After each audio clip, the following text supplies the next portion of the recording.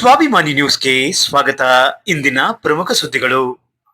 ದೇವಸ್ಥಾನಗಳು ಚಿಕ್ಕದಾಗಿರಬೇಕು, ಶಾಲೆಗಳು ದೊಡ್ಡದಾಗಿರಬೇಕು ಎಂಬ ಶಿಕ್ಷಣ ಸಚಿವರಾದ ಮಧು ಬಂಗಾರಪ್ಪನವರ ಹೇಳಿಕೆ ಅದ್ಭುತವಾಗಿದೆ ಮತ್ತು ಸಾಮಾಜಿಕ ಜಾಲತಾಣಗಳಲ್ಲಿ ಮೆಚ್ಚುಗೆ ವ್ಯಕ್ತವಾಗುತ್ತಿದೆ. ಇತ್ತೀಚೆಗೆ ಸೊರಬ ತಾಲೂಕಿನ ಕುಬಟೂರಿನ ರೈತರಿಂದ ಗೌರವ ಸಮರ್ಪಣೆ ಸಂದರ್ಭದಲ್ಲಿ ಆಡಿದ ಮಾತುಗಳು ಎಲ್ಲೆಡೆ ಮೆಚ್ಚುಗೆ ವ್ಯಕ್ತವಾಗುತ್ತಿದೆ.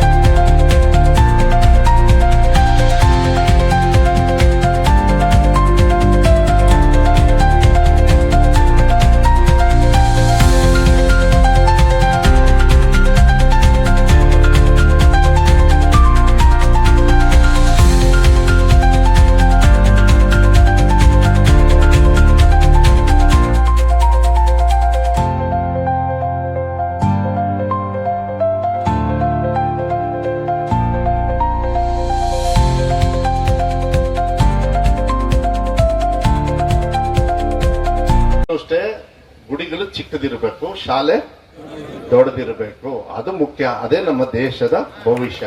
ಮಕ್ಕಳಿಗೆ ದೇವ್ರು ಬಂದು ನಿಮಗೆ ಪಾಠ ಹೇಳ್ಕೊಡ್ತತ?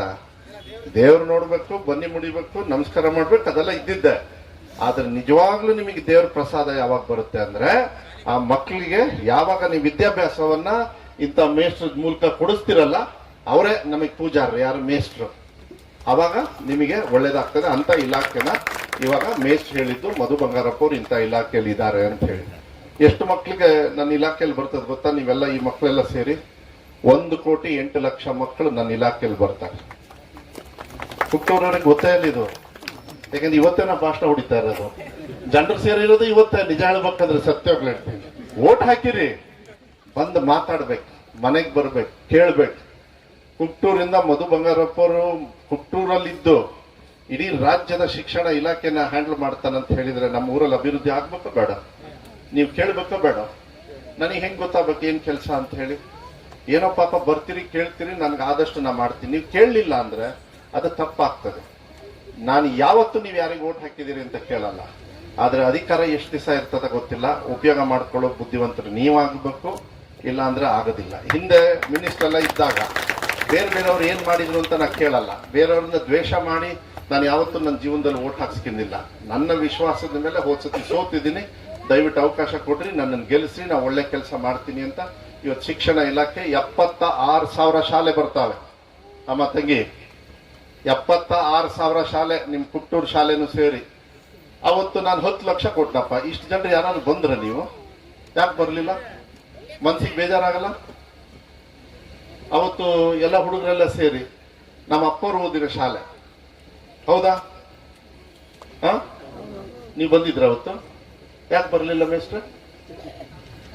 ನಿಮಗೆ ಹುಷಾರಿಲ್ಲ, ನಾವು ಎತ್ತಕ್ಕೆ ಬರ್ತಿದ್ವಿ. ನೀವು ಇವತ್ತು ಬಂದು ಹುಷಾರಿಲ್ಲ ಅಂತ ಹೇಳಿದ್ರೆ ಮನ್ಸಿಗೆ ಯಾಕೆ ನೋವಾಗಲ್ಲ ನಂಗೆ? 10 ಲಕ್ಷ ನೀವೇನ್ ನನ್ನನ್ನ MLA ಮಾಡಿ ಕಳಿಸಿದ್ರಿ, ಸಿದ್ದರಾಮಯ್ಯ ಸಾಹೇಬ್ರು ನನಗೆ ಮಿನಿಸ್ಟರ್ ಮಾಡಿದ್ರು. ಅದಾದ್ಮೇಲೆ ಆ ಸಂಬಳದಿಂದ ನನಗೆ 4.5 ಲಕ್ಷ ಬರ್ತದೆ ಸಂಬಳ, ತಿಳ್ಕೊಳ್ಳಿ. ಮಿನಿಸ್ಟ್ರಿ ಇರೋದ್ರಿಂದ 10 ಲಕ್ಷ ನಮ್ಮ ತಂದೆಯವ್ರು ಓದಿರೋ ಶಾಲೆಯಲ್ಲಿ 10 ಲಕ್ಷ ದೇಣಿಗೆ ಕೊಟ್ಟಿದ್ದೀನಿ ನಾನು. ನೀವು ಕೂಡ ಸಂಬಳದಿಂದ ಇವತ್ತು ಕೊಡಿ. ಅವತ್ತು ನೀವು ಇಷ್ಟೊಂದು ಜನರು ಬರ್ಲಿಲ್ಲ, ಬರ್ಬೇಕಾಗಿತ್ತು. ಯಾಕಂದ್ರೆ ಅಲ್ಲಿ ಓದೋರು ಯಾರು? ನಿಮ್ಮ ಮಕ್ಕಳು ತಾನೆ.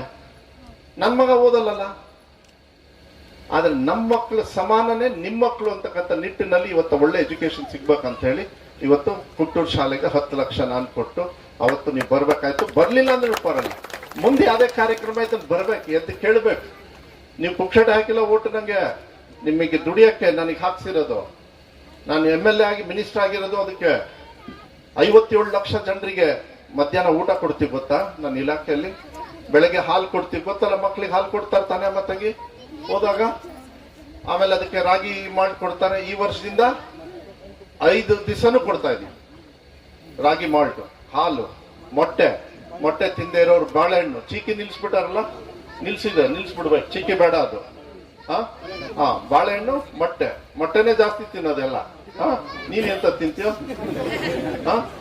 ನೀವ್ ಮೊಟ್ಟೆ ತಿನ್ನಲ್ಲ, ಇಡೀ ಕೋಳಿನ ತಿಂತೀರಿ. ಶೂಸ್ ಕೊಡ್ತೀವಿ, ಸಾಕ್ಸ್ ಕೊಡ್ತೀವಿ, ಹೌದಲ್ಲ?